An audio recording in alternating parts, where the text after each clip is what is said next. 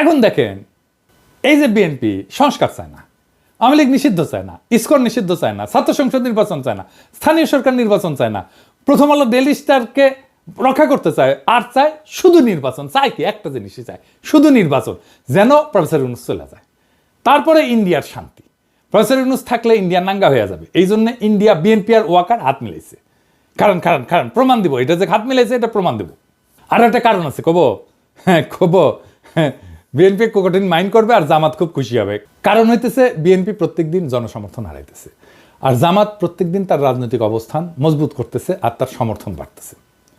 ছাত্র তরুণদের মধ্যে জামাত আর শিবিরের জনপ্রিয়তা অবিশ্বাস্যভাবে বাড়ছে। বিএনপিওয়ালারা মনে করতেছে যে মানুষ মার্কা দেখা ছাপ্পা দিবে। হ্যাঁ, তা দিবে, কিন্তু কোন মার্কা দেখা ছাপ্পা দিবে সেটা জানেন না। আগে দেখেছেন জামাতের লোকদের হাসি কান পর্যন্ত গেছে। বেশি হাসেন না, হ্যাঁ, আপনাদের আবার পাংখা যেন না গজায়। আপনারা সরকারি দল হইলে আর আপনারা জালেম হইয়া উঠলে আমি তার বিরুদ্ধে দাঁড়াইব। আজকে মাহমুদ ভাই ফোন দিছিলেন, তো উনি বললেন তোমার বাড়ি তো নর্থ বেঙ্গলে, জামাতের তো অবিশ্বাস্য জনপ্রিয়তা এই অঞ্চলে। আমার কথা না, মাহমুদ ভাইয়ের কথা। উনি মাঠের পালস খুব ভালো বুঝতে পারেন। বিএনপির পলিটিক্যাল ডিরেকশন যারা ঠিক করতেছেন তারা নিজেদের অবস্থান রিভিউ করেন। এবার আসেন আমরা দেখি কেন আপনাদের সাথে ইন্ডিয়ার ওয়াকার বরাবর হয়েছে বলে জনগণের মনে ধারণা জন্মাইছে।